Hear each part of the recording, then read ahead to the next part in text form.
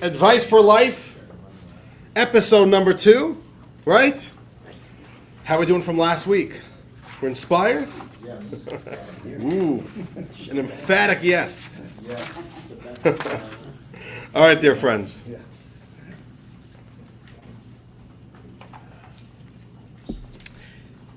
Advice for Life, the Lubavitch Rebbe's guidance for leading and living a more purposeful life. And today, we are moving on. So, this course is sponsored by Max and Amy. Thank you for sponsoring this course in honor of the bar mitzvah of Nathan Ari. Very apropos that he's a Lions fan. Exactly 1 month ago yesterday. 1 month ago yesterday. Look at that. We played that up during this. So it worked for a while. All right. And family bliss is lesson number 2. We're going to talk about family.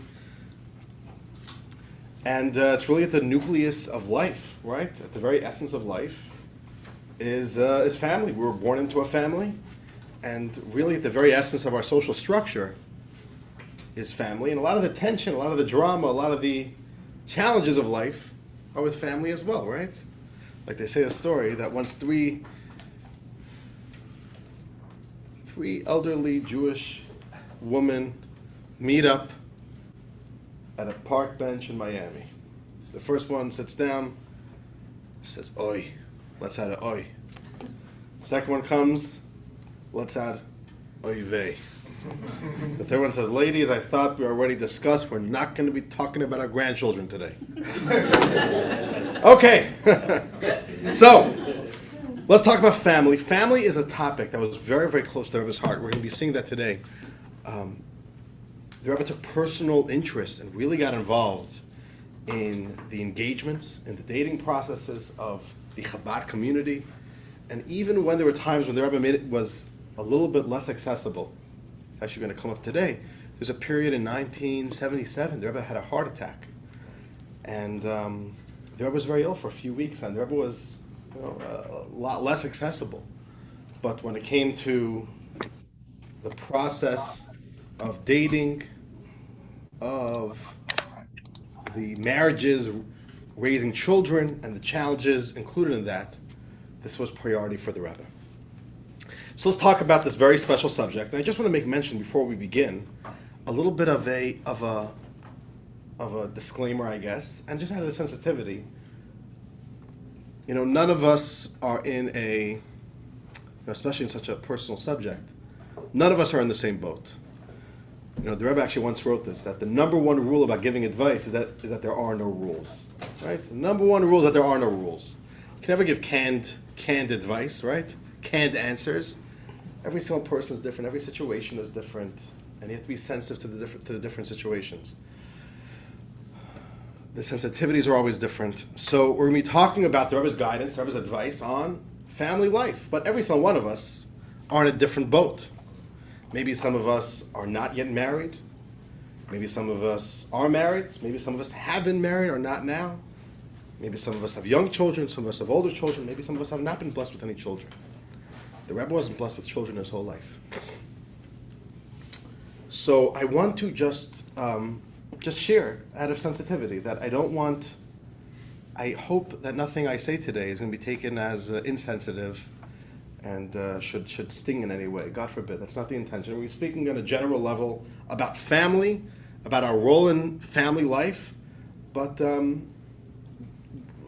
with the awareness that everybody's situation is different, and that I hope, God forbid, nothing that I say comes across as insensitive to anybody's particular situation. All right?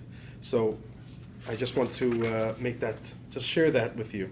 Okay, and dear friends, with that, let us begin our journey into the Rebbe's world of advice for family life, for marriage, and family life is all levels, between spouses, between parents to children, children to parents, the entire family unit. So I want to begin with a talk that the Rebbe once said in the year 1974. And in 1974, the Rebbe shared publicly that there was something which was really bothering him. That the Rebbe sees over the past few years, there is a very deep erosion of the value of the family unit. Hello, hello, Logans. 2 seats here, 2 seats here. Pick your poison. And we gotta get a book for you. Yes, yes, yes. You want 1 book or 2 books? Just 1, okay. How we doing? Okay. All right. So 1974, right? The Rebbe shares that he sees that the concept of the family unit is eroding in modern Western culture. So let us begin with our first text. And we'll begin on my left side. Last time we started on the right side. We'll go on the left side. So Sheldon, let's begin text 2 on page 33. We're going straight to text 2. And this is from the Rebbe's talk in 1974. Take it away. Page 33, page 33. One of the elements crucial for any nation, especially the Jewish nation, is the preservation of the family unit. Unfortunately, this institution has been utterly neglected. The focus on the family unit is lacking, somewhat or significantly, even among those who genuinely try to follow a Torah lifestyle. They set aside time for Torah study, fulfill mitzvot meticulously, and even act with self-sacrifice to influence Jews who are spiritually disengaged. Yes, the father, mother, and children are walking a single path, the path of Torah and mitzvot. Nevertheless, they do not walk this path as a family. We readily observe the regrettable effects of father, mother, sons, and daughters living in 4 distinct worlds. It's a very, very heavy text over here. Right? Now, in general, the Rebbe's style, the more you'll see from the Rebbe was not somebody who spoke negatively and did condemnations. That was very, very much not the Rebbe's tone. This is actually on tape. You could hear it. This was a weekday when the Rebbe said it. It's just recorded. The Rebbe is saying this out of alarm, that he sees that the family unit is really gone. And the Rebbe is not being critical of, the non-observant world, like or some rabbi saying, the others, they're not. The Rebbe is saying we're suffering from this as well. We live in America, and this is something that even Jews who are meticulously with Torah study and mitzvot, but the family, and this is scary words, the father, mother, sons, and daughters live in 4 different worlds. They live under one roof, but 4 different worlds. The family unit is gone. So, I just wanted to tease this out with you, and it's here in your book as well. Number 1, who said there has to be a family unit? Okay, getting married, raising a family, living in a family is kind of part of a construct of society. It's a societal construct.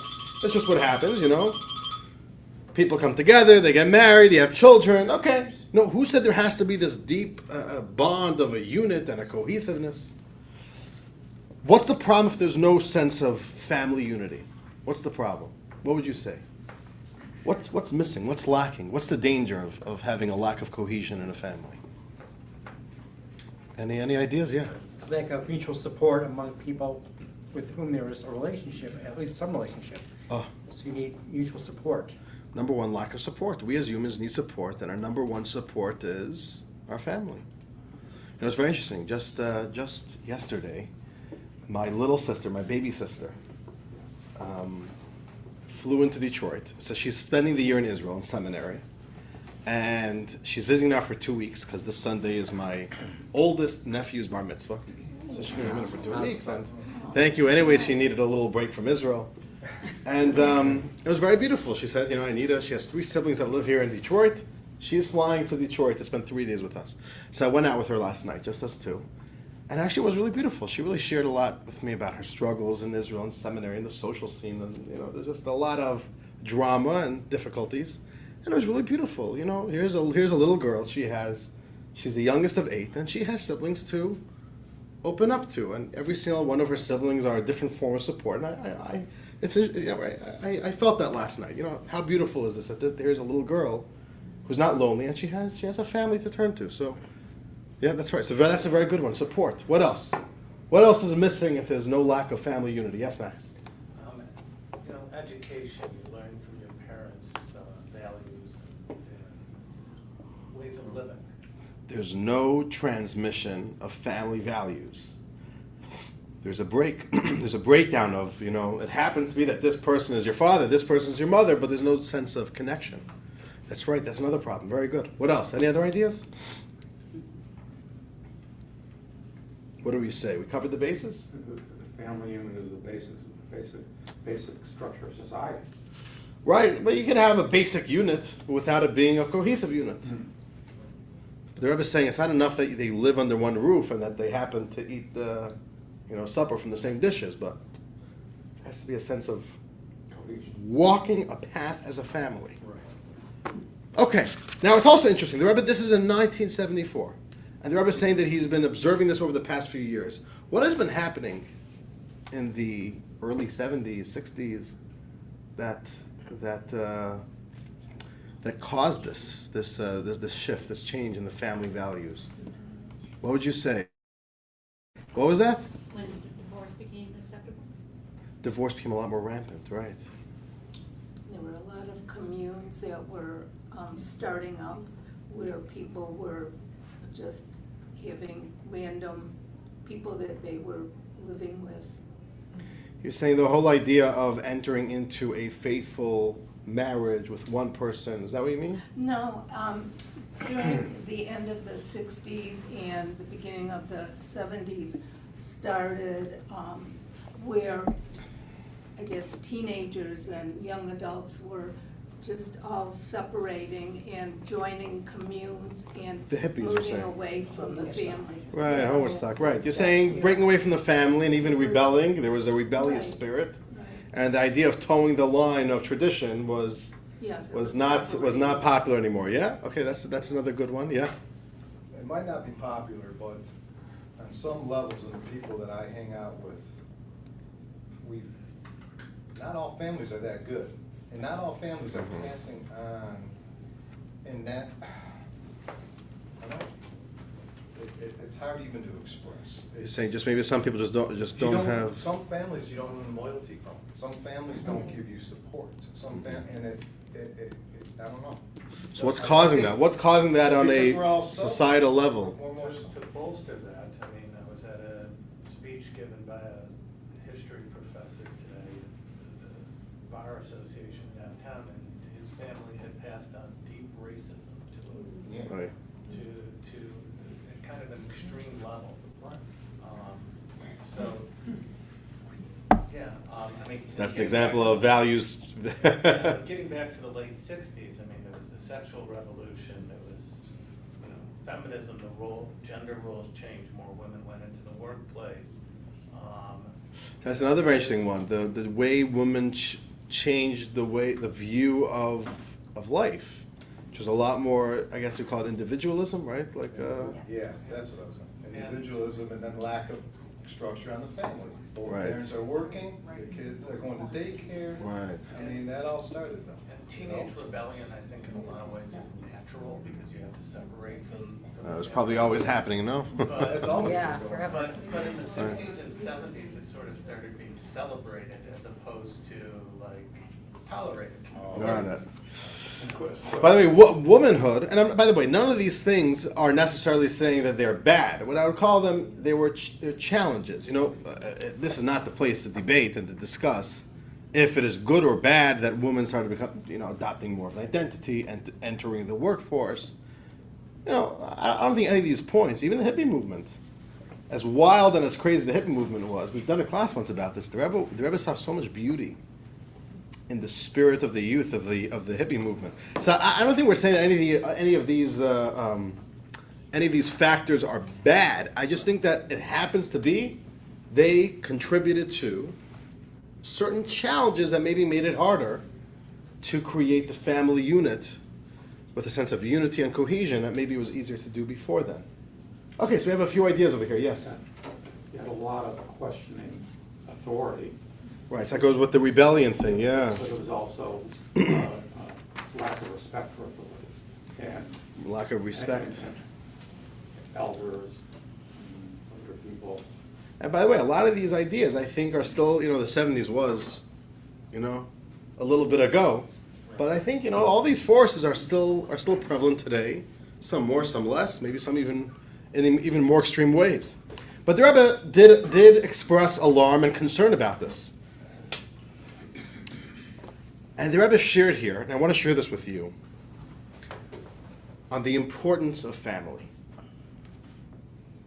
And I want to share with you the Rebbe's view, the Rebbe's attitude, the worldview of how Judaism looks at the importance of family. And again, you could look at it as a family, as it's pretty again, it's a societal structure, it's a construct. People get married, you raise a family, you go into a home together, and it's part of life. But the Rebbe saw the role of a family very different and very significant in Judaism. And I want to share this with you in 3 parts. The Rebbe shared 3 ideas. Let us begin with the first idea of the value of the family. Text 3, Bonnie, on page 34.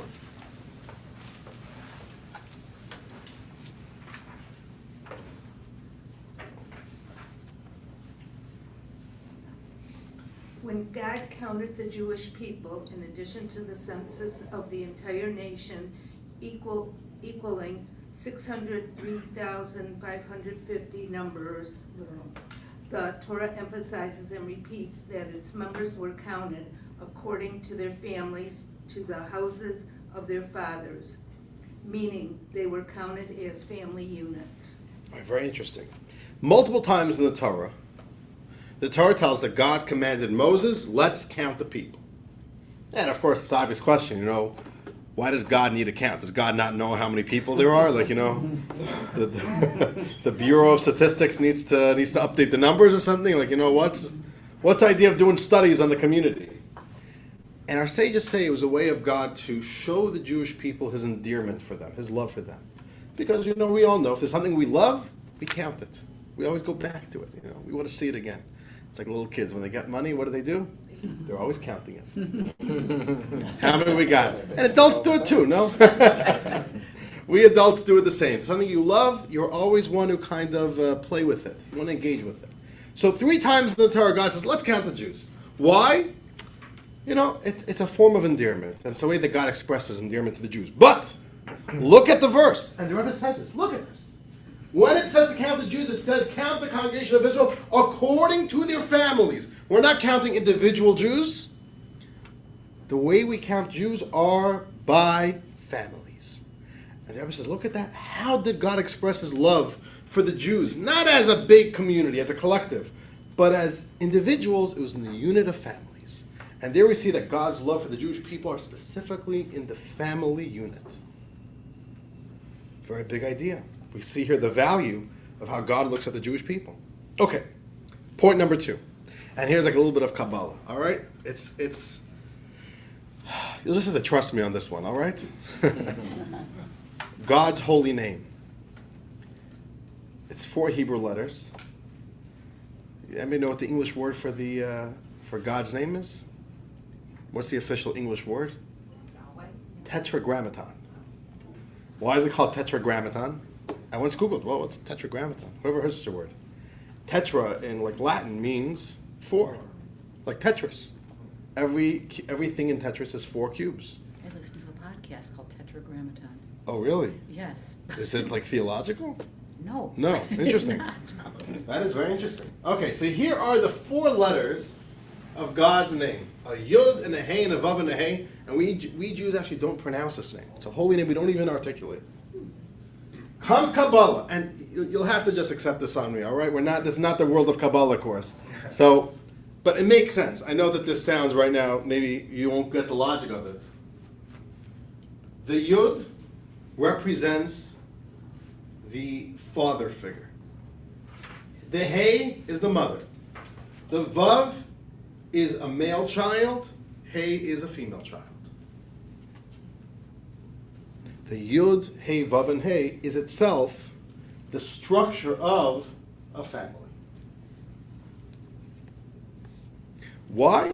All right, that will be the bonus. If you guys want to stay around here at 9 o'clock and you want another hour and a half class, I'll explain to you why the Yud and the Hey and the Vav and the Hey, it's in this thing.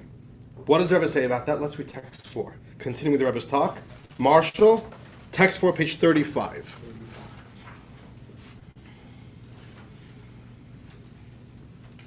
Torah's mystical teachings strongly emphasize the importance of the family unit. The minimum requirement to fulfill the mitzvah to be fruitful and multiply is to give birth to a son and a daughter. Kabbalah and Hasidut explain that this is hinted at in the name of God, spelled with the letters Yud-Hey followed by Vav-Hey. The Yud corresponds to the father, the first Hey to the mother, the Vav alludes to the male child, the final Hey to the daughter. A family with all four elements, father, mother, daughter, and son, is a complete representation of the life. It follows then that just as the four letters of the defined name, when inscribed together as a word, become a unique entity, God's personal name, so the individuals of a family are fundamentally transformed into a new existence when they become a family unit. Ooh. Let's think about this. If you have just a Yud, just the letter Yud, the letter Yud is one of the letters in God's name. But if you isolate it, there's no holiness. It's just a letter. If you isolate the Hey, it's just a letter. But when you put them together in one unit, like the way it's spelled on the screen, you get a holy name of God. Now it represents God. Now God itself is manifest within this unit. And the Rebbe says, when you just have one Jew, a Jewish male, a Jewish female, okay, it's one. It's one Jew. We're not saying there's no value. There's a lot of value there. But when you put them in the unit, God himself shines through that unit. Now that unit becomes a very holy unit, a holy whole. So it says in Kabbalah, we see there that the unit, the family unit, the way a family comes together and exists within the structure of a family is unbelievably significant. And the final point the Rebbe shared, which is perhaps the most special point. Text 5, page 37. Rachel, you want to read? Sure. Text 5. In communicating his directive to build a holy temple, God stated, "Build for me a temple, and I will dwell within them." Our sages note that the anomaly that the verse says, "within them," the Jewish people, instead of within it, the temple. This informs us that God wishes to dwell not only in his temple, but also within each of us. In truth, God's dwelling within us is not a secondary objective, but the primary objective of this directive. For God's primary home were the temple, the Torah should have stated clearly that God would reside within it, while at the same time finding a way to hint at the concept that God also dwells within us. Instead, the reverse is the case. The Torah states openly, "I will dwell in them," indicating that this is the primary objective. The opening of the verse, "Build for me a temple," is simply the method by which the primary goal of dwelling within the Jewish people can be achieved. Where is the physical location of God's dwelling among us? In a home where father, mother, sister, and brother form a cohesive family unit. It's an unbelievable idea. Let's think about this. Right after God makes a relationship, enters into the covenant with the Jewish people at Mount Sinai, God gives the Ten Commandments. God right away tells Moses, I want to live within the Jewish people. Make for me a mikdash, a temple, so like that I could dwell within them. And our sages explain, yes, it was a building. There was a building made out of wood and stuff. And that building was the physical representation of God's dwelling amongst the Jewish people. But God wasn't really dwelling in the building, God was dwelling within them. And who's them? The Jewish family. So the Rebbe says, where is the whole purpose? We spoke about this a lot. At the core of the purpose of the world, of creation. At the core of the purpose of existence is that we should bring God into this world. That the Jew should bring holiness into this world. Right? We spoke about it last week as well. So where's the entry point? Where does God enter into this world? Where is God's entry point, which from there God flows into the world? It is a Jewish family. God wants to dwell within them. So just think about it. Right? Think back last time you went to the Kotel. And it's very emotional. You're seeing the Western Wall, and right here, right behind this wall, stood for hundreds of years, the temples of the Jewish people. But you know what? Right now, where's that temple? It's in our homes. God wants to dwell within our homes. And how could God dwell in our homes? If there's a unit of a family. There needs to be a them, a father and a mother and children, a family unit. If there's a cohesive family unit, God could dwell within them.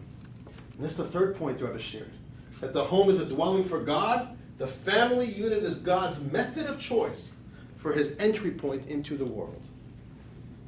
That is where a Jew gets in touch with God, and that is where a Jew can bring God and share that godliness with the rest of the world.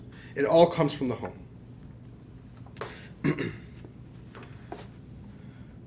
These three ideas.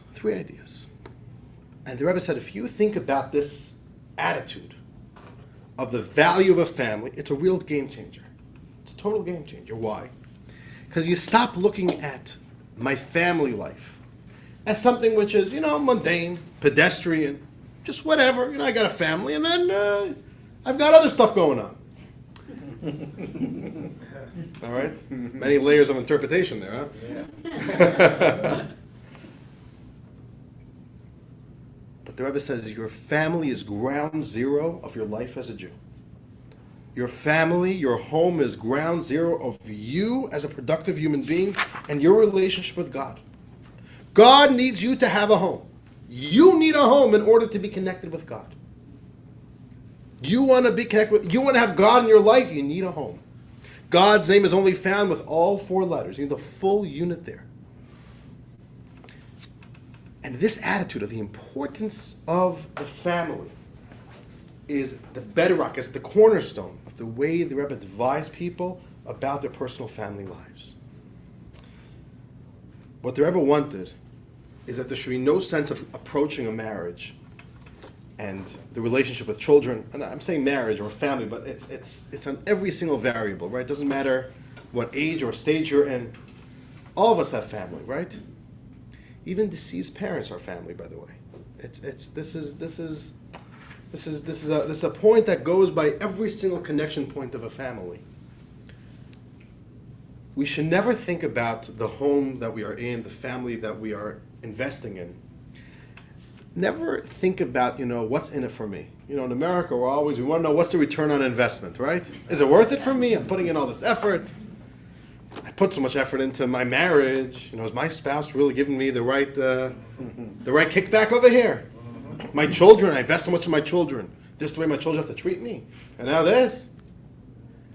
So you start tabulating your what's the expenses, what's the revenue, and then all of a sudden, is it worth it? Yes, is it worth it?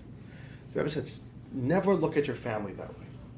The attitude has to be, I need family. I'm not doing this doing favors for anybody. I'm not doing this as an optional thing. Maybe it's a good idea, maybe it's a bad idea, maybe I'll check out, maybe I'll check in.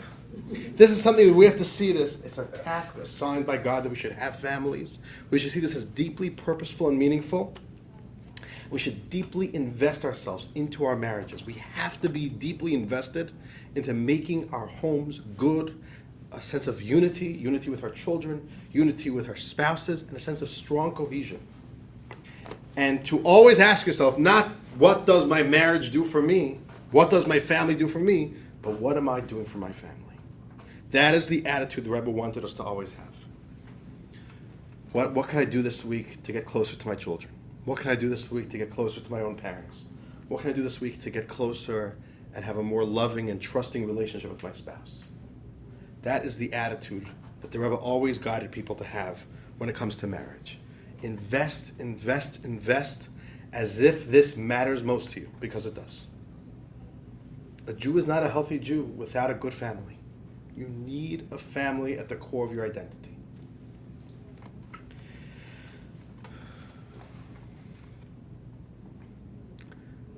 Now, I want to show this to you in action. People would come to the Rebbe, and people usually didn't come to the Rebbe when their marriages were doing good.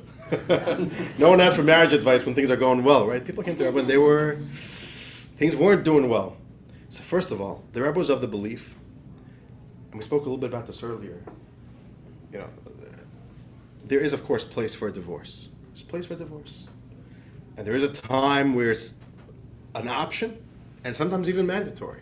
There are times where the relationship has gone too far, there's too much betrayal, too much abuse, and life needs to move past us. Absolutely. But at the same time, the Rebbe felt that sometimes there's too little willingness to make marriages work, and the option of divorce is put on the table too early. And the Rebbe would tell people, stop speaking about divorce. Start investing better into your relationship with your spouse. Okay, I know it's rocky right now. And I know that he said this and she said this and you're right. I don't care if you're right. You are right. But it doesn't matter. You need your family. Make it work. Put in real effort. You ever really wanted that? Put real effort in your spouse, real effort with your children, and this has to be a real focus of investment. And never take our family for granted, never take the relationship with our children for granted, never take a relationship with our spouse for granted, but really put in the effort. And it's really heartwarming. It's very heartwarming to see the way the Rebbe spoke about this. I want to read with you 2 letters from the Rebbe. And I want to also show you some videos. We're going to watch a few videos. And you'll see the same message coming across. In every single case, the Rebbe sometimes gives different pieces of advice. What to do in this situation, that situation. But you'll see the common theme over here. All right? Let's begin with the first letter from the Rebbe. This is a letter written in English. Text 6. Lauren, you would like to read? Page 38. Welcome, Lauren. Welcome to the course. Text 6. Okay, the overriding consideration. I trust it is necessary to emphasize to you at length that the Jewish way of life, together with its customs, etc., is not only very significant in general, but also in every detail and in the very order of things. In light of this, it becomes obvious how important are peace and harmony between a husband and wife, since the mitzvah of making peace between a husband and wife is counted among the mitzvot whose fruits a Jew enjoys in this world, while the capital remains for the world to come. These are mentioned right at the beginning of the Siddur, together with the morning blessings, which are said even before starting the actual morning prayers. With this approach in mind, it will prove somewhat easier to understand that even if one party were completely in the right, or almost completely in the right, while the other party was completely in the wrong or almost completely in the wrong, it would still be incumbent upon both parties to do everything in their power to restore peace and harmony. As to the situation itself, namely who is right and who is wrong, I cannot of course go into this, nor is it necessary in light of what has been said above. For the important thing, as already stated, is to strengthen the family ties, this being the overriding consideration. However, it would be well if you could find a mutual friend before whom both of you could unburden yourselves in a frank exchange of grievance. It is possible that an outsider, who at the same time is a friend, might see more objectively and find the best way to straighten things out, and in as soon as possible time, so that once again, peace and harmony may reign in your home. Very interesting letter. There's a lot of moving pieces over here. First of all, the Rebbe highlights that it's a mitzvah. It's a very big mitzvah. There should be peace and love between husband and wife. It's a very special mitzvah. And there's a whole idea we're not going to get into. Some mitzvahs, the capital remains on high, and we can't tap into the dividends of that capital until our soul leaves our body. After 120 years, it goes to heaven. Some mitzvahs, very powerful mitzvahs, the capital is available in heaven, and the dividends we enjoy in this world, and it doesn't take away from the capital. Which means we reap the rewards and we don't lose anything for the later worlds. It's a Mishnah. The love and the connection between husband and wife, that's one of those mitzvahs. And the Rebbe says over here, and I think it's very interesting, the Rebbe says, it doesn't matter who's right. You could be right. Maybe you are fully right, or mostly right. And your spouse is in the wrong. It doesn't matter. What matters? Make a real effort into strengthening the family ties. The Rebbe would sing the same exact tune by children. When I was researching for this class, there were quite a few letters I came across of parents who wrote to the Rebbe that they lost touch with their children. The children don't want to talk with them. What do we do? And now the parents feel very hurt. Now I should be abused and used by my child, and now I should keep on showering them with love, and meanwhile they're betraying me. And the Rebbe says, you never give up on family. Invest. Sometimes takes patience. The Rebbe often recommended that you should get somebody else to try to influence your child, but never close the door on a child. Never, ever. And they will come back. But it's this attitude. Don't give up on a spouse so easily. We have to deeply, deeply invest in our families as if they are the most important thing. Okay, let's now do the next letter. Another letter, Max. Text 7, page 40. Every effort is worthwhile. Our Torah teaches us that as water reflects a face, so does one heart respond to another. I see from your letter that you are willing to do everything that depends upon you, that there should be shalom bayis, peace and harmony in your house. And as a practical businessman, you are surely implementing this in actual practice. I am therefore confident that the above quotation from the Torah will be fulfilled also in the present case. I want to take advantage of this opportunity, since you have written to me, to emphasize again the enormous importance of shalom bayis. So much so that our Torah, called Torah Emes because it presents the truth, declares that when a husband and wife are worthy, the Shekhinah, the divine presence, abides among them. Obviously, every effort is worthwhile to ensure God's presence in the home, with all that it means in terms of his blessings materially and spiritually. Hence, even when one thinks that one is 100% right, it pays to conciliate for the sake of peace and especially for the sake of the abiding Shekhinah as above. There is also the assurance of our sages in such matters. Try hard, and you will succeed. All right, here the Rebbe also says something very, very interesting.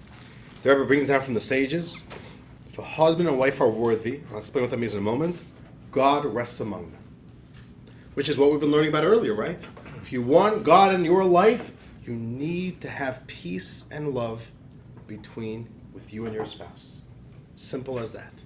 You want God, make sure there's peace. There it says, yeah, you could be 100% right. Your spouse could be 100% wrong. Put in the effort. It's worth it. You need this. Now, what does it mean when a husband and wife are worthy? What's the worthiness of a husband and wife? Talmud doesn't say what worthy means, but our sages explain. It means simple. Loyalty, love, faithfulness. There's a good relationship. Simple as that. If there's a good relationship between a husband and wife, God rests among them. It has to be faithfulness. Right? Faithfulness, by the way, faithfulness doesn't only mean, adultery. Faithfulness also means, one of the blessings we say under the chuppah, there's 7 blessings we say under the chuppah, under the wedding canopy. And we bless the young couple. They should be happy in their marriage, just as Adam and Eve were happy in the Garden of Eden. So what does that mean?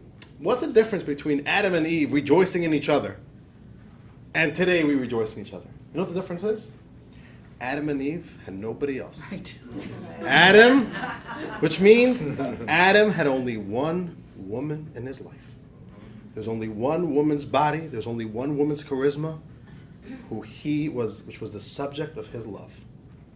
And Eve had only one man in her life that she looked at and she was interested in, and she focused her entire mental and emotional love and affection for this one man. That's loyalty. That's loyalty. And by the way, going back to 1974, the Rebbe is saying something is changing today, that there's a lack of the cohesion. I think this lack of faithfulness, and faithfulness, I don't mean the extreme. I mean the simple idea. How powerful is that to know that your spouse looks at you and you're the only man, you're the only woman that this person puts their eyes mentally and emotionally upon. That's power. That's true loyalty. That's real love. When a husband and wife are worthy, God is there. First of all, that's the best relationship you could have. The unbelievable faithfulness. It's a Jewish value. If you're married, it doesn't matter how inappropriate. It could be appropriate, especially in modern society. Everything's appropriate today, right? What's not inappropriate? Nothing anymore, right? Everything's appropriate. It doesn't matter. Today's world, everything becomes, especially for money, right? I don't want to go on the risk of being too risque over here, but I'm being a little bit blunt over here, right? Husband and wife are worthy. God is there. We have to cultivate the love and the affection and the intimacy, not just the intimacy in the bedroom, but the intimacy in life, the intimacy in the relationship between spouses and between our children. There has to be a strong sense of trust and oneness in our families, and the Rebbe says we have to put in that effort. So I'll tell you an interesting story.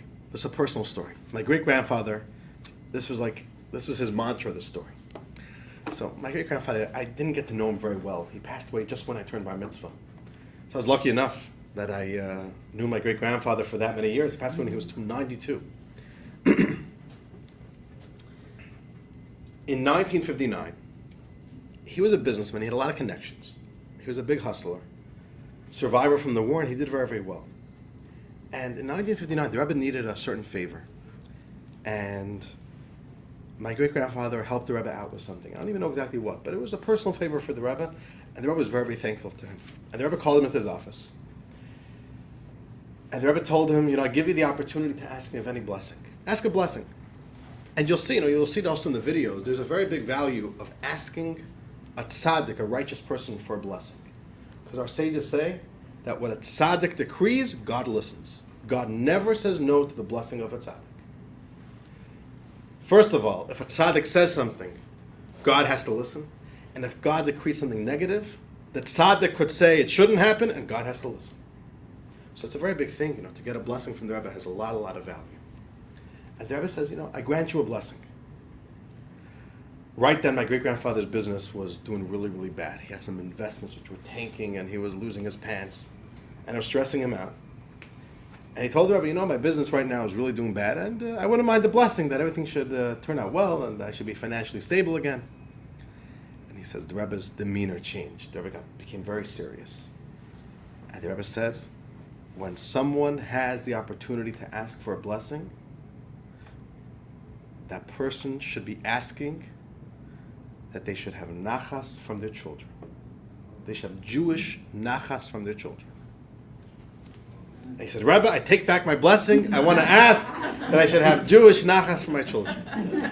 And the Rebbe smiled, and the Rebbe said, blessing granted. It's very interesting, because the Rebbe first said, whatever you want. He says whatever he wants, but the Rebbe was teaching him something. Right. The Rebbe was teaching him something. What was the Rebbe teaching him? Money, business. Where's your priorities? Invest in your family. You have the ability to ask a blessing that your family should be a good family.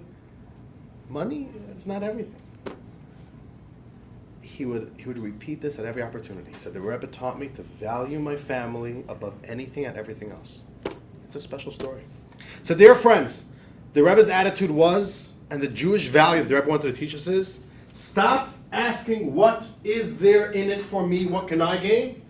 Because you'll always come out saying, it's not worth the benefit. And that's what creates friction and bantering between spouses and between parents and children. Right? Like the cliche and the stereotype of parents says, oh, I do so much for you, and what do you do? Right? Parents say that, right? Fathers say that? Right? Max, back me up over here, right? I didn't make that up. We've all said it, yes. And we maybe even think that about our spouses. Oh, I did all this, and you don't do this. We have to think about our families as what can I do? We have to invest in our family. We have to know that it matters so much for me, for my purpose, and God needs my family to be good. Don't treat your family like a business investment, which maybe one day you'll pull out of, maybe you won't pull out of. An old sweater. Yeah, once upon a time I really loved the way the sweater looked on me. Not anymore. Not the way we should think about it. We have to really invest our heart and souls, and we have to be so conscious of building the relationship and the cohesiveness and the unity and the love and the trust and the intimacy within our family, with our spouse and with our children. Dear friends, I want to show you a little video collage, and maybe I'll pause in between to give some background as we go through it. Should we close the lights? What do you say? Is it better when we close the lights, or it's not necessary? I find it better. You find it better? Let's do it. All right, Daniel. You're up for batter. I'm back. He's back. You're back. All right, here we have some ideas from the Rebbe's letters. The Torah's model, we have to be willing to invest. We have to be willing to compromise, take the first step towards reconciliation, and we have to simply make things work. Don't give up easily. This isn't fungible. Don't make it optional. Here we go. Mrs. Chana Sharfstein recalls one of her first private audiences with the Rebbe as a young woman in her early 20s. I really enjoyed going in for every chiddush that I had with him. It was a very special experience to have a private audience and be able to really relate to the Rebbe, and he was extremely easy to relate to. It was always a very pleasant very warm, comforting experience. And you always left feeling on a high. Well, one of the times that I came in, maybe it was the second or third time, I really don't remember, the Rebbe started asking me about shidduchim, and I was dating. So I just answered, yes, I've been meeting people. And then he asked me about a specific bacher, and I had met that bacher, and I'm thinking to myself, oh, that's interesting that he should ask about somebody that I had met. And I said, yes, I met him. Very fine bacher, very nice bacher, but it's not for me.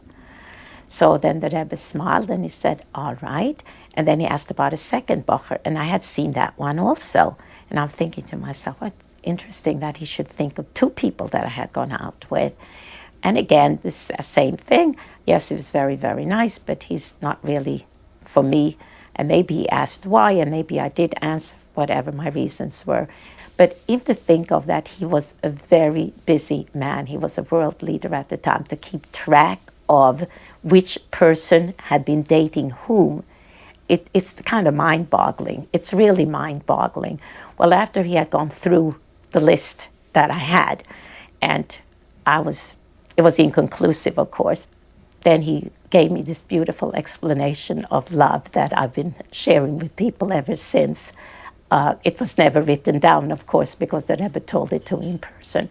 He recalled what I had said in my previous sechiras that I like to read. I was an avid reader, and I just enjoyed reading all the time. And so the Rebbe said to me, I know you like to read. I said, oh, yes, I do. He said, and what kind of books do you prefer reading? I said, oh, I'd love to read novels. The Rebbe said, well, novels are in the category of fiction, and fiction is not real. Fiction is make-believe. So whatever you read in a novel is just make-believe. It's not what happens in real life. It's not like two people meet and there's this big, blinding storm of passion. That's not what real love or real life is all about. It says two people meet and there can be a thread of understanding, and it's like a tiny, tiny little flame. And then as these two people merge their lives and decide to build a home together and raise a family through everyday activities of life, through caring and sharing, to committing to each other, to going through the daily tribulations of life, this little flame grows ever brighter and gets into a much bigger flame until these two people started out as virtual strangers. Their lives become intertwined to such a point that neither one of them can think of life without the other one. He says that is what true love is all about. It's the small acts that you do on a daily basis that make you become, instead of you and I, it becomes us. And he knew I'm a terrible nasher. And there was no such thing as a kosher bakery here. There was no such thing as kosher practically anything. And so he went Lowen's Bakery, the famous Lowen's Bakery at the time, and he bought me cream cakes just like he knew I wanted. And Sunday morning, Rabbi Chadikov said to him, are you bringing your wife a present? And he said, yes. I said, what are you bringing her? He said, I'm bringing her cake. He said, no, cake soll sie essen, Gesundheit, but that's not a present. You really should get her something of gold. Okay, I just want to give a little bit of background here. This woman, her name is Mrs. Basi Gorelik, all right? Basi Gorelik, she is a American-born girl, grew up in Pittsburgh, and the Rebbe set her up with a Chabad boy from Russia. So very, very different cultures, like Gershon Mendel Gorelik. And in 1958, they were one of the very first couples who the Rebbe sent down to open up a Chabad center to go out on what's called shlichus, and they went to Italy, Milan, Italy. So first of all, this is number one, a match that could only be made in heaven. You know, two people from very different backgrounds, very different styles. You know, like a very modern American girl and some Russian Chabad boy. And all of a sudden, they go to Italy, very far away from a Jewish community. And she's describing now the very first time her husband visited New York. And Rabbi Chadikov, who she just mentioned, who asked her husband, "Are you bringing back your wife a gift?"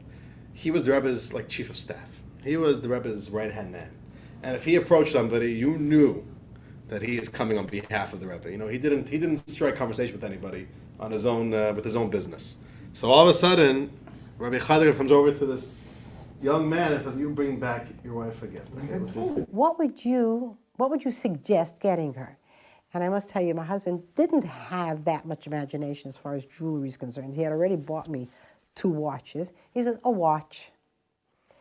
So this is Sunday. So Rebbe Chadikov says, all right, they wanted to ask Rebbe Zingarari should go with him, but she was busy, and someone should help him to look for a watch. Anyway, the long and short of it, they told Rabbi Simpson was starting in the jewelry business then. He should bring some watches to 770.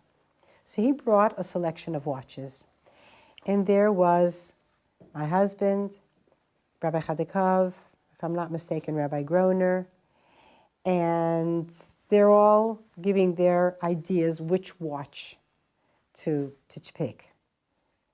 One said this one said that one, and at a certain point, Rabbi Chadikov picked up the package of watches and went into the Rebbe. And the Rebbe said, if there's time, the face of this with the band of this. If there is no time, then it should be this watch. That was when my husband really like, yo, but this. And then the Rebbe sent out a machzer for Rosh Hashanah Yom Kippur. They were just printed then, the big machzerim, Rosh Hashanah Yom Kippur. And he says, and this is my present to her. Many times when we go out on shlichus, we forget. We're so wrapped up in our shlichus, and there's so much to do, we forget that the relationship between the husband and wife is so important, even to the shlichus. Forget what it is for both of them, to each of them. But it is so important for the shlichus. It makes such a difference. It's so important for the home and so important for the outside. That the understanding, the love, the respect, the consideration that a husband and wife have to have for each other in shlichus is maybe even more than they have to have not on shlichus.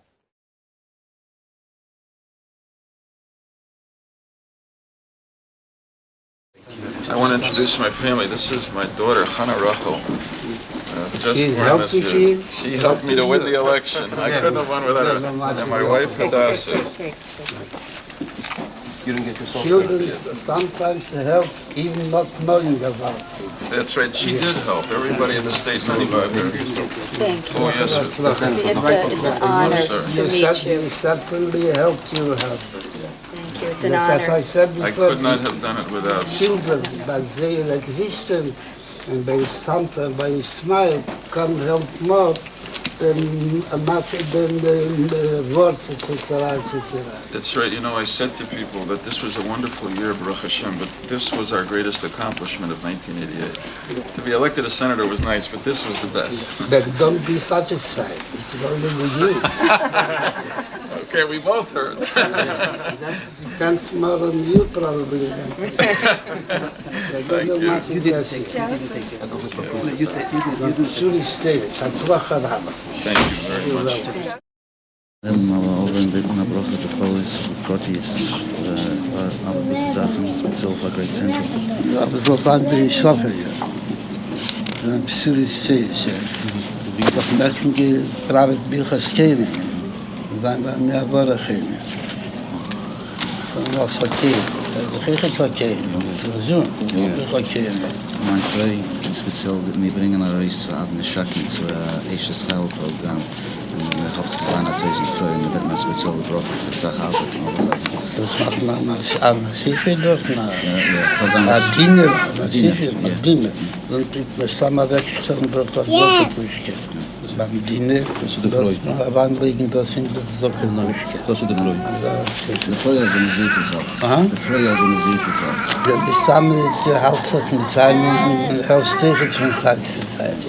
Das am Stuhl ist das war das Platz von dem Dinner. Und dat de baby take. Die Tjes waren beim Dinner. Nee, ich glaube, das war dort die Familie.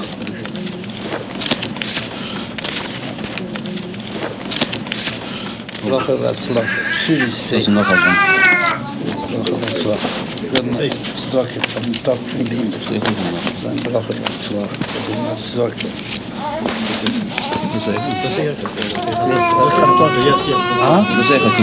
Come ahead, make another one.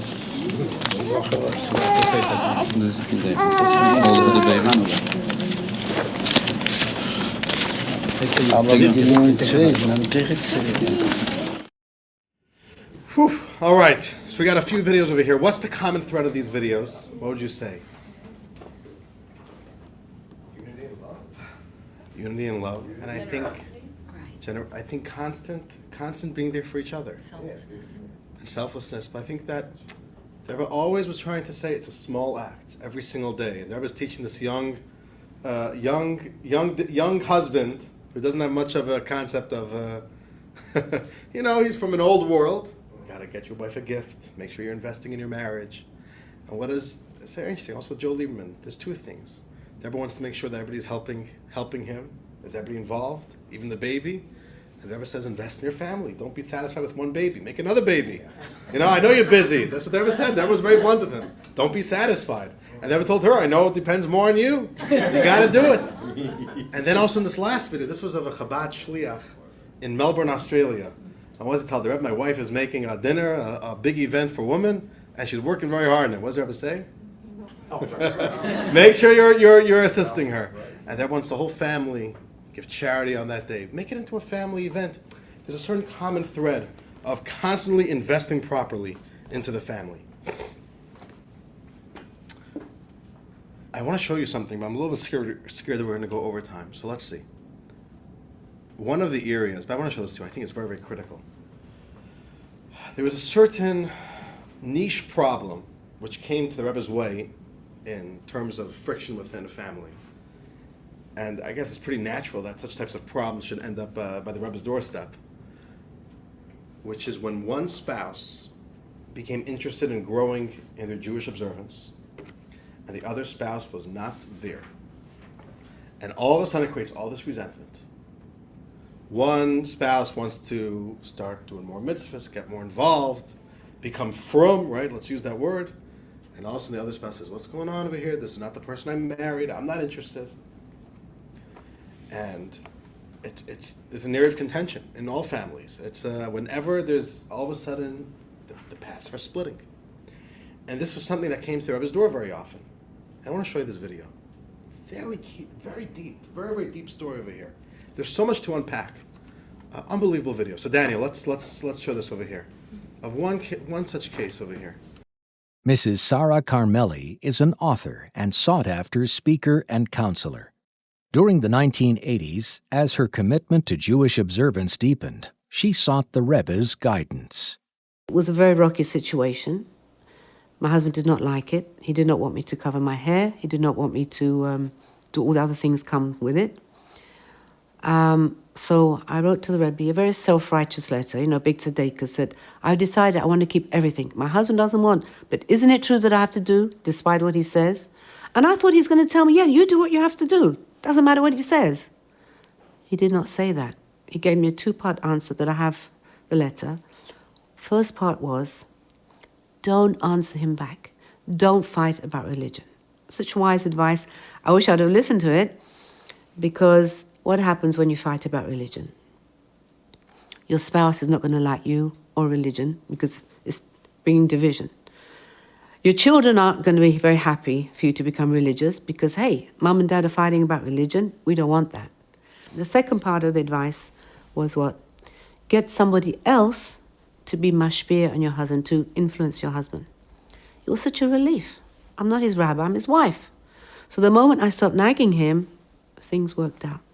But all along, all those years, when I found that it was so difficult because of the strife between me wanting to keep observant and he not liking it, and it is very painful when someone's in that situation.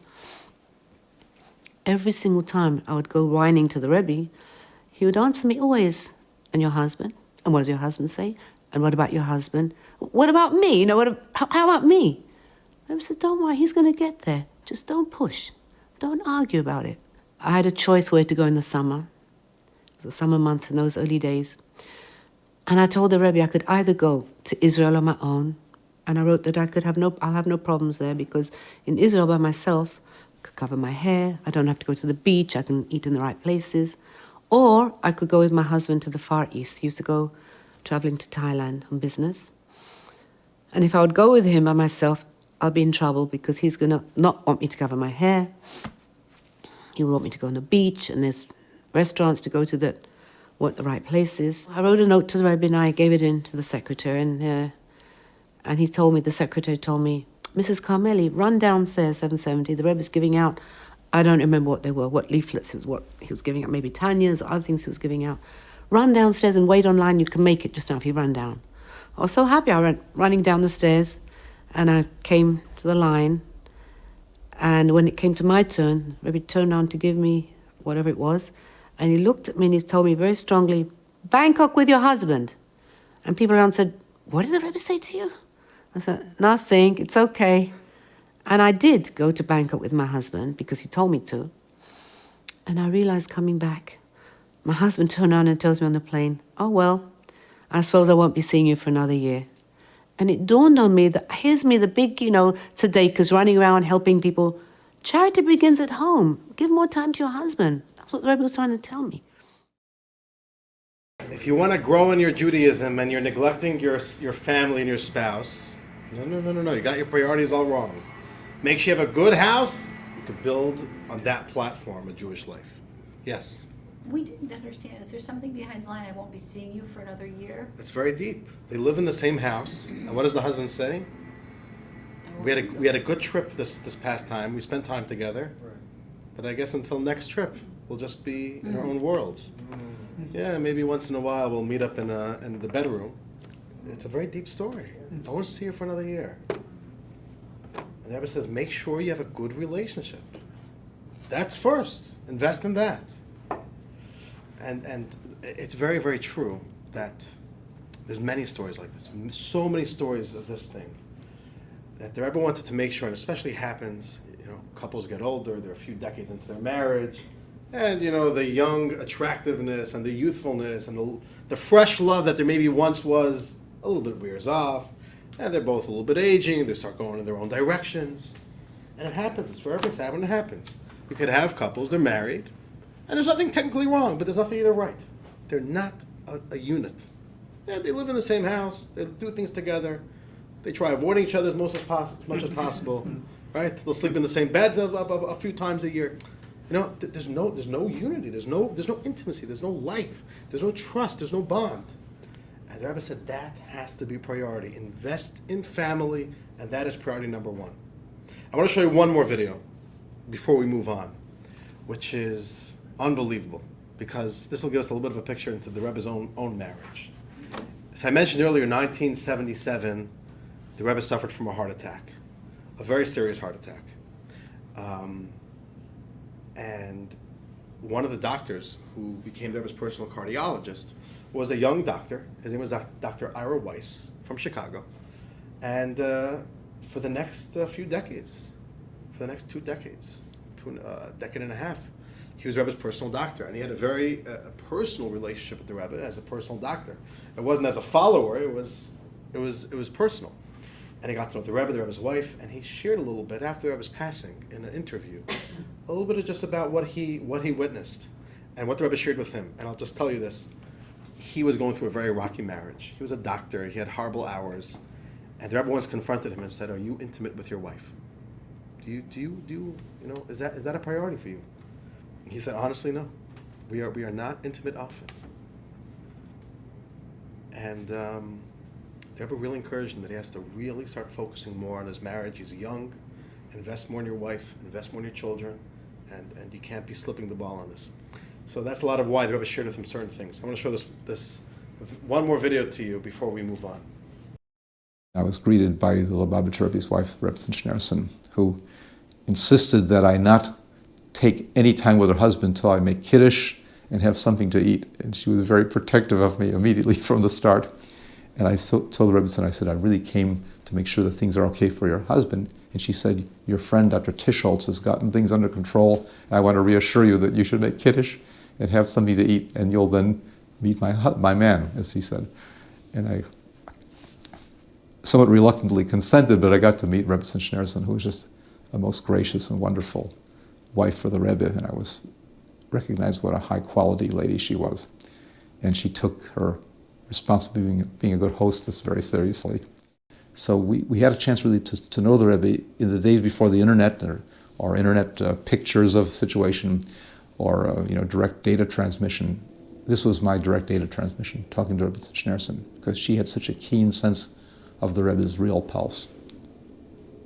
I also might add that she was the Rebbe's intellectual sparring partner, so she could take the Rebbe to task at home as a good wife would when she saw him going a little too far afield. And I felt that was a very great support, and she was like a medical protector in that way. And Rebbetzin loved the Rebbe with all her heart. I mean, the Rebbe loved the Rebbetzin with all his heart. He always showed great concern for her, and he was always telling me, please go after this visit immediately to the Rebbetzin to reassure her that things are okay, because she's always so worried. And vice versa, the Rebbetzin just had such a great admiration and respect for her man. Ever since her loss, the Rebbe's household was not at all the same. His schedule was not the same. She protected his schedule. She protected the way the things were for him in the household. The Rebbe cherished his private tea party with the Rebbetzin. The Rebbe said that he equates the importance of the tea party with his wife on a daily basis with the necessity to put on tefillin. And he really meant that. He treasured her as a person. So this is what the Rebbe told him when he shared with the Rebbe that he does not really spend time with his wife. The Rebbe said, I'm a very busy man, but there's not a single day that goes by that I don't make sure to sit with my wife at home, we drink tea. If I'm not mistaken, the Rebbe said it was a half hour. And the Rebbe said, I will never miss that the same way I never put on tefillin. Every single day of their life, no matter what was happening, they sat down to simply spend time with each other. That's the value the Rebbe is talking about. Real quality time that brings you from two people who happen to be living under the same roof and happen to maybe be sharing a bank account to two people who are really merged into one with true intimacy, real love, real respect, real connection, which is the conduit for God to be in your home. Very special, no? Very, very heartwarming how the Rebbe really taught this value of investing in our families. All right, dear friends, we're running a little bit out of time. But a good topic, no? Okay, the Rebbe gave a practical suggestion. What could we do to start this process? What could we do to, in our families, there's a famous Yiddish line the Rebbe used to say sometimes, "If gut is besser nicht besser," which means if good is better, not better. Which means no matter how good our lives are, right? And God forbid for me to say that our family situations are not in good shape. I'm sure it's all in good shape. It could be even better. The Rebbe gave a practical suggestion. Text 8, a concrete proposal, page 42. Amy, are we up to you? Sure. All right, text 8. One solution for this challenge is to emphasize something that is already important for other reasons. Efforts should be made to ensure that all family members come together, beginning with Friday evening, and especially on Friday night, when the Shabbat meal is served. Parents and children should gather in the same room, around the same table, engaging in conversations fitting for Shabbat. On Shabbat, it's easier for the family to unite because family members aren't engaged in their weekday endeavors. When the family nurtures this unity on Shabbat, it will experience unity throughout the week. The factor that unites them, cultivated during the Shabbat meal, will prevail over their differing focus areas so that their differences only complement each other. Achieving such unity within the family is not likely to occur spontaneously because the importance of the family unit has been overlooked for several years. We must acknowledge that this area demands dedicated attention and effort. Fortunately, the Talmud assures us that diligent work will yield positive results. So it says, what's the suggestion? I heard this from the Chabad Shliach in Utah. The headquarters of the Mormons, right? So the Mormons did a study a few years ago. They paid a lot of money for this. A study across entire America. How much time does the average American family spend together besides sleeping? Which means, when do father, mother, children spend time together besides sleeping time? And the average was less than 30 minutes a week. A week? A week. Less than 30 minutes a week.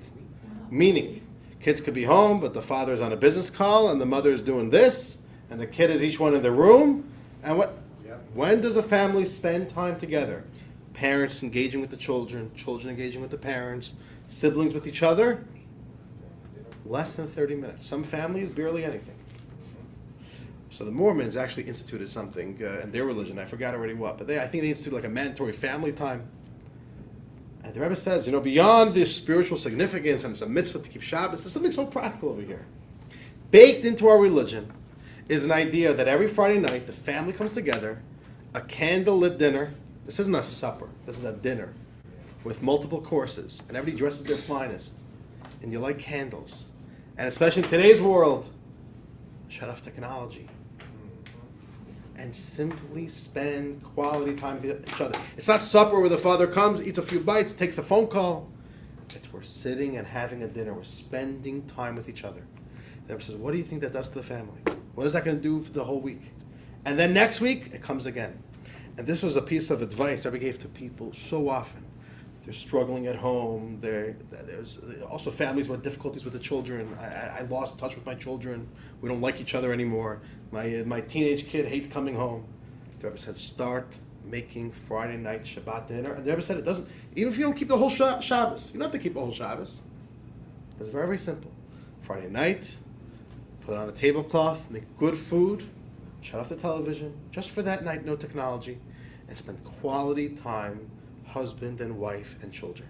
I tell you on a very personal level, on a personal level, Mushka and I very much look forward to Shabbos, simply for this reason, and it's one of my weaknesses sometimes. I maybe don't have as much attention, and not just attention, but attentiveness, that I maybe should have towards Mushki, towards the kids. During the week, I'm busy, I'm running to things. But Shabbos, it's just, you could sit on the couch, you talk, you chat, you're just there for each other. I could play games with my kids. During the week, I'm not playing Monopoly with you, I'm busy here. But on Shabbos is a time to bond. And the Rebbe says, it's not going to happen overnight. But what's this going to do to your family after a month, after half a year, after a year? What does that do to the way the siblings relate to each other, the way the siblings relate to the parents, the way the parents relate to each other? Make that dedicated time, put in the effort to make a time of unity, of oneness, of attention, and of intimacy. Right? Intimacy at a Shabbos dinner. We're here with each other, we're celebrating each other, we're just having a grand time together over good food, good clothing, everybody's fresh. This is the Rebbe's practical advice, how to create this value in the family, and this is the practical suggestion. Shabbat with the family, and what are some ideas? Quality time, you discuss things together, no technological distractions. Okay, dear friends, we have 15 minutes left. I want to share with you one final point, and the real truth is 15 minutes is not really enough time to give this additional point justice, but we'll at least cover it a little bit. There's another very strong theme in the Rebbe's advice about marriage, about families.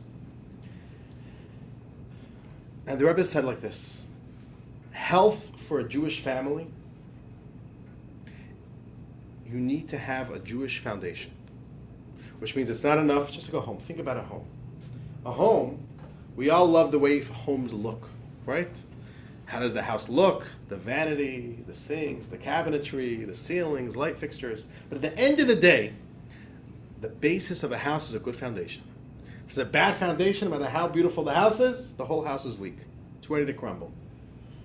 If the house, even if it doesn't look so beautiful, but it's a strong foundation, this house is going to last. So there's all the layers and layers and layers of the family life that we slowly build with time. Then there's a foundation. And we need to have that foundation to be strong. And the Rebbe always said the foundation of a Jewish home cannot be anything other than Judaism, Torah and mitzvos. When there's a spirit of the values and of the vision, the principles of Torah and mitzvos, it creates the bedrock of a healthy Jewish home, healthy Jewish marriage, and healthy Jewish children. Let's read text 9. Text 9, page 44. Alex, we're up to you. A solid foundation. I have learned with pleasure of your forthcoming marriage. I send you and your bride my blessings. Mazel tov, mazel tov. Superfluous to underscore that from the moment of marriage a new era begins in the life of the two persons who are united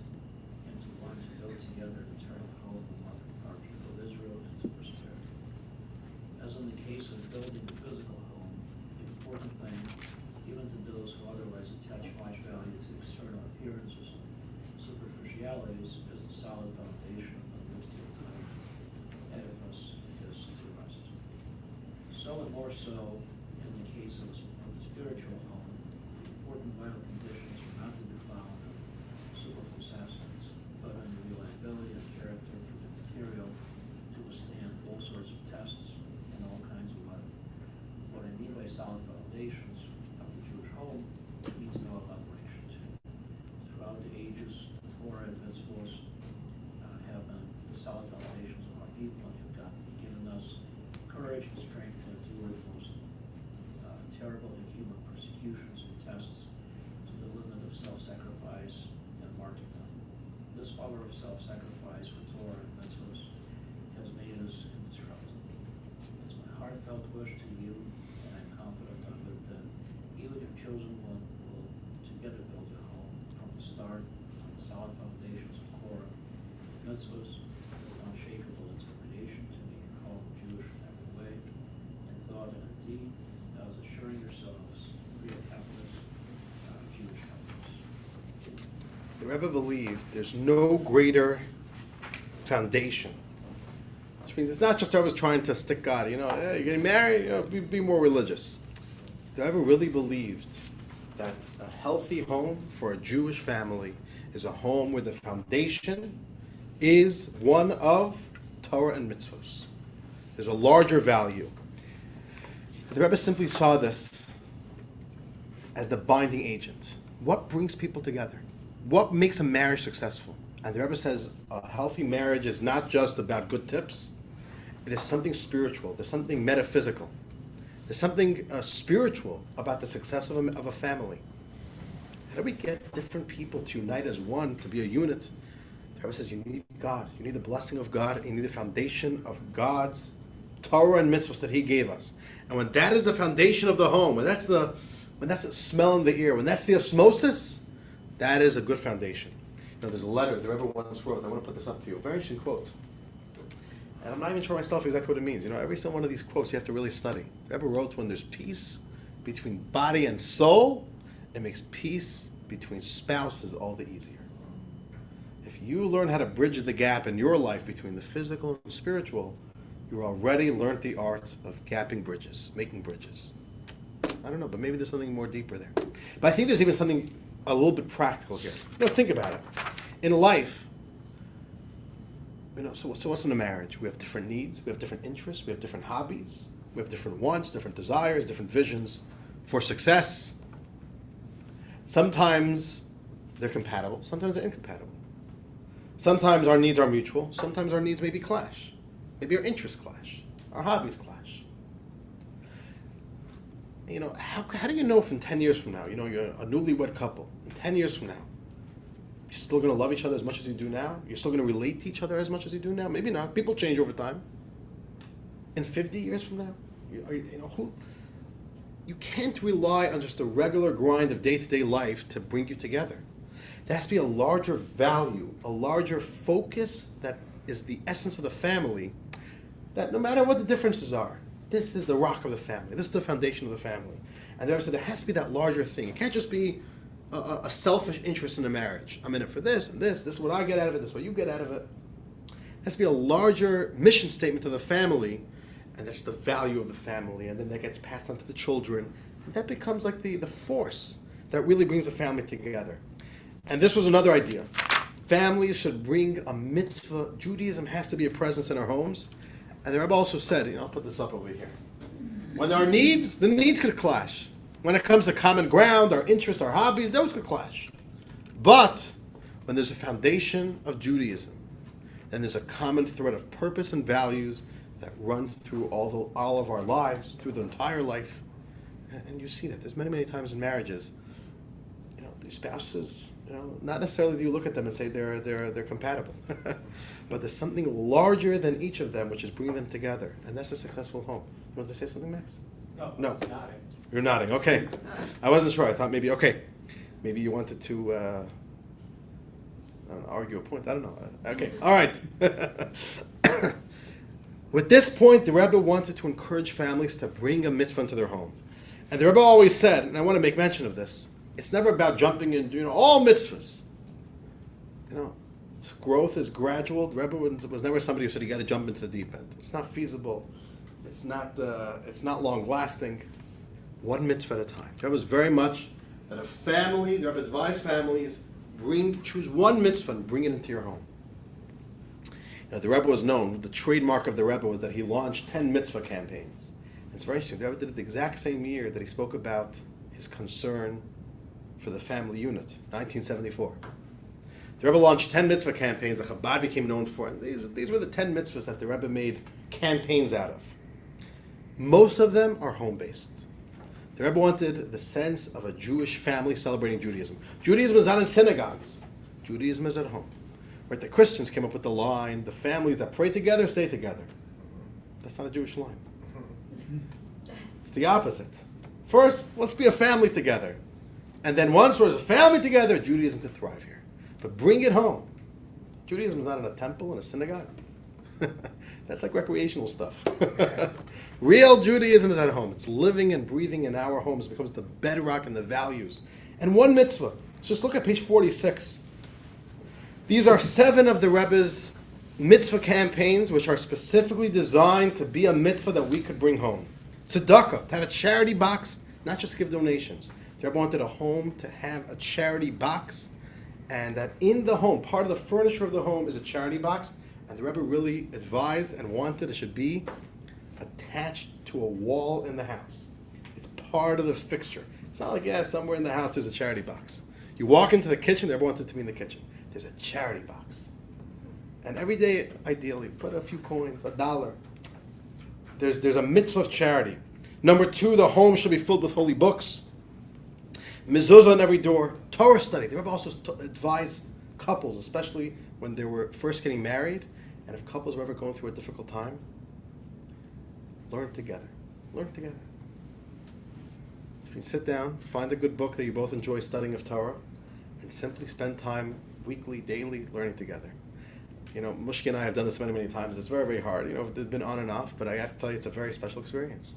Sitting down and spouses learning together, it's very raw. There's something very powerful. The Rebbe said Torah is the power to unite people, and that's the binding agent for Shabbat and holiday candles, that women and girls should light Shabbos candles.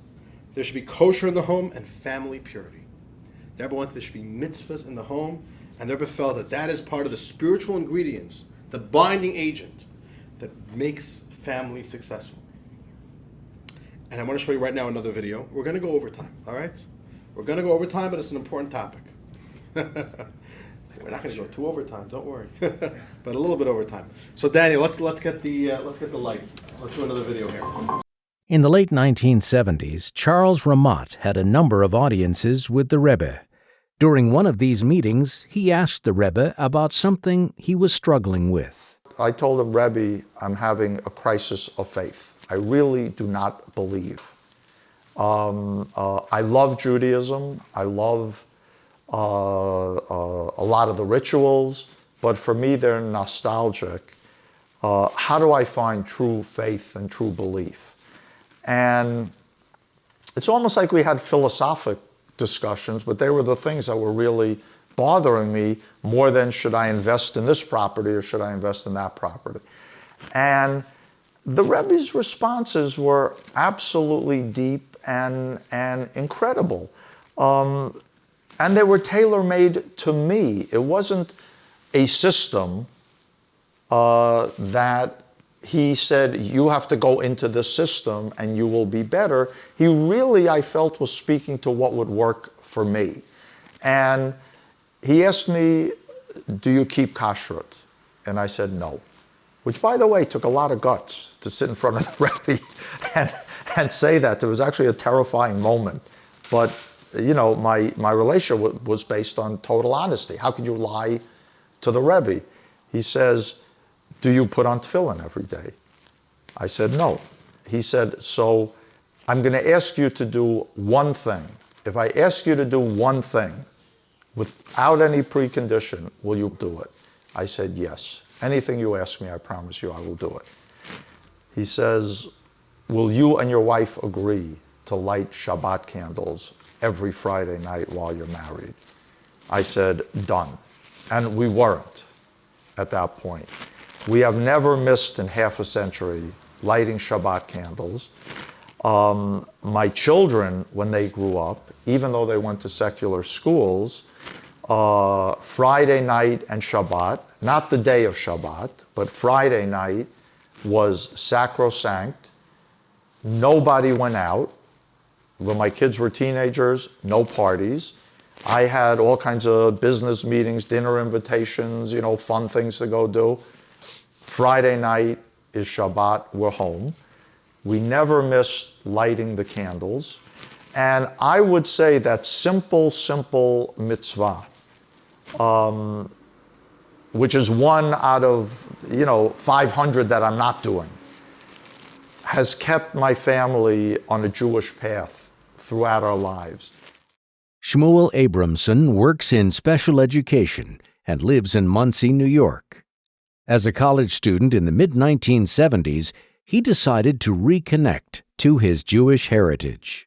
When I later transferred out of my school because I became interested in, finding the right path, and at one time I was going to come to yeshiva in Crown Heights, and at the last minute I backed out. I was confused. I didn't know what to do. I ended up going to Yeshiva University. It was there that I met my wife, and my wife had come from a modern Orthodox family, and we started seeing each other and growing together. When we eventually became engaged, we scheduled an appointment with the Rebbe. Now, I didn't know how it worked. I was told, put your name down on a piece of paper, put your mother's name down, that we're just going to give the Rebbe that, and the Rebbe's going to give us a blessing, that's it. But I didn't want to miss the opportunity. So, some of the details I don't remember exactly, but I remember that I took 2 pieces of paper. And one I wrote, I figured that the Gebayim, the secretary, is going to collect one and give it to the Rebbe, but I wrote on another one, Rebbe, I'd like to ask you some questions. We came in, the Rebbe looked at me, the Rebbe looked at the piece of paper, and he said, you'd like to ask me some questions? And the 2 questions I asked the Rebbe, the first one you have to realize again from where I came from and what I grew up with. I asked the Rebbe, even though I had in mind more than I had in mind the drug experience of other drugs, but it was capsulized. I asked the Rebbe, I said, I have 2 questions. One, is marijuana a legitimate means to religious consciousness? Okay. And the second question was, I said, how do I and my Kala achieve compatibility? I said these words, I said, my lifestyle in the past was beyond her wildest nightmares. And how do we achieve compatibility? So the Rebbe looked at me, and then he said, are these your only 2 questions? And I said, yes. And he gave a big smile, looked at both of us, and he said, then you're going to be a very happy couple. And when the Rebbe said that, I felt like the whole room breathed a sigh of relief. I felt totally relaxed after that. The smile was a smile that lit up the room. And by the Rebbe saying that, by the way, that you're going to be a very happy couple, Lian Hara, after 36 years, that's rang true, rings true. The Rebbe answered the first question first that I asked, and the second question second. And he said in the realm of the compatibility question, he says, we need to have a common goal. He says, my goal, he said to me, is to strengthen my wife in Torah and mitzvahs. Her goal is to strengthen me in Torah and mitzvahs. And he said, and we should learn together. He suggested at that time, because of my lack of background at the time, we should learn Kitzur Shulchan Aruch, he said, and he said he believes that it's in English, we could learn it in English, we should learn together. And he said, then when we take this common goal of fortifying each other, and we have a children, we'll be able to communicate and give our goal over to the child in Torah and mitzvahs. And he says all the differences will become dissipated in that common goal.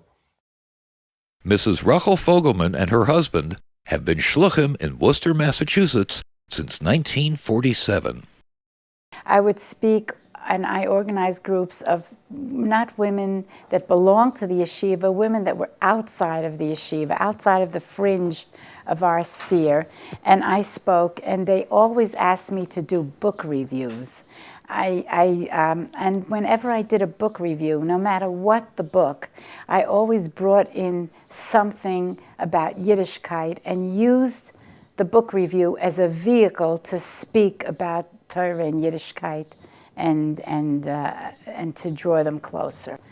We went in for Yechidus, and the Rebbe just greeted us so beautifully and so warmly. And my husband mentioned to the Rebbe that the following week I was going to speak at the temple, and I was going to do a book review on The Chosen, Chaim Potok. The Rebbe looked at me, and he looked at me in the way that only the Rebbe could look at someone, with a deep perception, with a knowledgeable, otherworldly perception. And he looked and he said, they're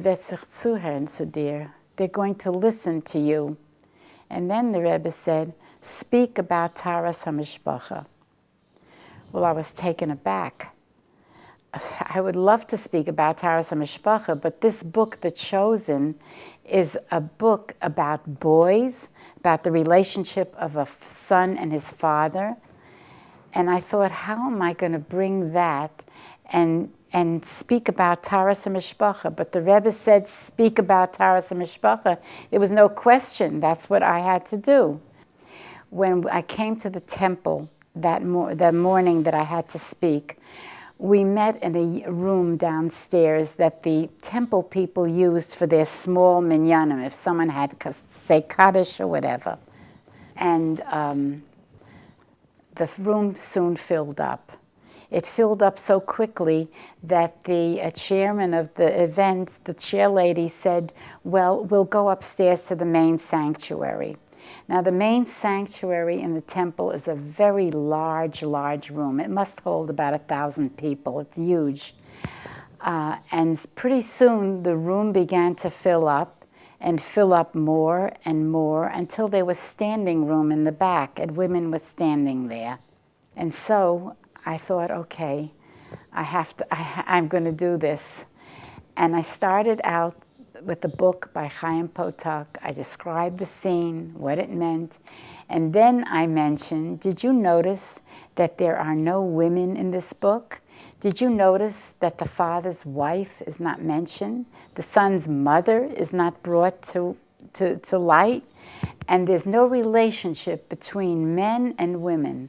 The reason there's no relationship in this book, because to touch upon it would require a book in itself. The relationship between men and women in Jewish life is holy and precious, and it is based on Taras HaMishpacha.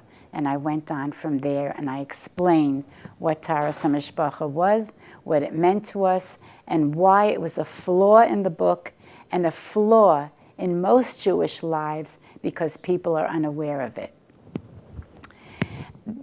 The audience was electrified. People called me up, women called me up, where is the mikveh that you spoke of? There was an old mikveh on the east side that was used by very few women. It was in such a decrepit old building. So what we knew, we needed a new building, and this started a campaign for a new mikveh building. That was how it began, and ultimately we built a mikveh here in Worcester. We have to realize that koiches pnimium, inner strengths that the Eibishter gives us, is what the Rebbe sees in us all the time. And he strengthens us in such a way and directs us in such a way that those koiches pnimium are brought to a fruition, that they have positive and actual results in reality. I want to conclude this class with a final little bit. We'll do another 3 minutes, all right, guys? Settle back in, settle back in. No one's dismissed yet. One final point here. So we have here so far, the Rebbe wanted us to invest deeply in our families and to see how central they are to us, to our success as Jews, to have spiritual lives, to have a connection with God, and then we have to bring God as the foundation of our lives, and that is the binding agent of a marriage and of the family. And one final thought. The Rebbe wanted to empower children that even as children, they should have this attitude to invest in building homes and to see their homes, which is, what do they have? They have a bed and they have a little nightstand. That even that, their little home, their little space, to start building a home for God and to start allowing God to enter into that space. So I want to read with you a final text, show you a shorter video. It's a short video, and with this we're going to conclude. Text 11, clear. On page 52, this was a letter, a public letter the Rebbe sent, addressed to all Jewish children in 1987. Page 52. Okay. Text To all 11. Jewish, 11, right? To all Jewish children everywhere, God bless you. Greeting and blessing. I am now presenting in greater detail my suggestion and urgent request to each of you, boy and girl, turn to your bedroom, your bed, your table, and so on, into miniature home, Torah, prayer, and good deeds. You can do this by using your personal space and furniture to study some Torah, recite a prayer, put money into a tzedakah box, excluding Shabbat and festivals, and the like, daily. You should own your own Seder and pray from it there, your own Chumash or other Torah book, and study it there, and keep your own box there. You should follow the Jewish custom of inscribing on the inside cover of your Seder and sacred books the Hebrew words, I can't say those. That's fine. Okay, meaning the earth and all its contents belong to God, with your name below it. If possible, write your name on your box as well. I want the children to take ownership. That's fine. Take ownership. Build your own spiritual lives. Start bringing God as the bedrock of your life. And start seeing your life and your little home as a place to allow God to start flowing into this space and from there into the world. I want to show you such a heartwarming video of a few samples of the Rebbe encouraging children to take on a mitzvah at home. And in 1987, connected with this letter, the Rebbe announced that he wants every Jewish child, even a baby, to own their own charity box. And the Rebbe said, any child who comes by, there was one afternoon, the Rebbe said, any child who comes by, I'm going to give them their first coin to put into the charity box. So this is also 1987, so we're going to watch this here. Nee. Nee, maar die waren gleich gesagt, dat we allemaal in Ben Schlief. Vader Gassene? Vader Gassene, dat is minstens bij ons. Drie keer is dat de helft dat de mazzel is, we wonen in Leiften. Was vrij, niet warten met de Gassene. Oh, okay. Niet gewoon van die gebroken Vader Gassene, weet je. Miriam Pashendel Biskari. Ik ben Tuesday. Dat is maar dokken. A double portion of blessing.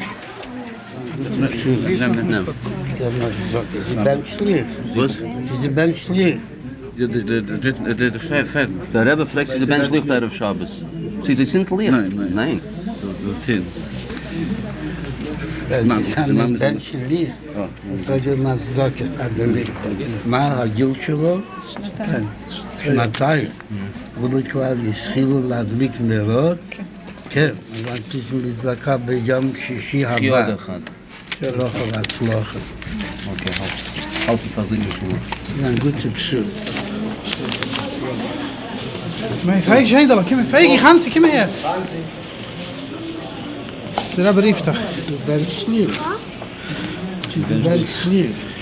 Noch nicht. Noch nicht. Aber die jetzt etwas Sonne im Schnee erzählt, noch dem das am Zdocke, bin ich nicht. Und noch hat die Zwölf, und die manche waren später regen. Aber man weiß nicht, was es sich in 3 Jahren ist. Noch nicht Dann die Kinder, leben. Und dann bestimmt die Gute, wir haben eine lustige Nase.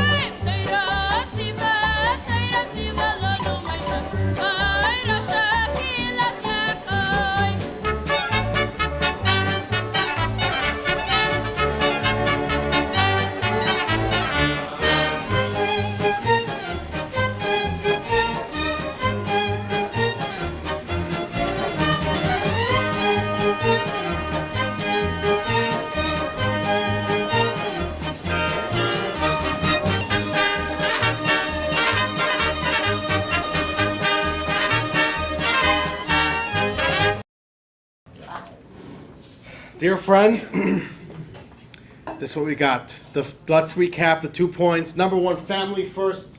The Torah's concept of family life fosters stability and unity, and we have to invest in it. We have to really, really invest in it. Every week, every day, think about it. Number two, building a home of the bedrock of Torah creates a solid foundation. And let's all challenge ourselves this week, from this Wednesday till next week Wednesday, to really, really think, either with our spouse or with our children, what could we really, really do to not just leave things on autopilot? How can I make this week that I should have a much deeper, more intimate, a more loving, a more trusting relationship with my spouse, with my children, and they should feel it, and we should be able to enjoy the dividends of the love and the trust in our families. That's the mandate of this week. Next week, we'll be talking about the Rebbe's advice on health. Dear friends, thank you all for being good sports. We've been sitting here for a little while. Have a wonderful evening. May God bless you all. Whew. And looking forward to seeing you all. Feel free to take a little bit more nosh on your way out. Some coffee if you'd like. Take care, Eli.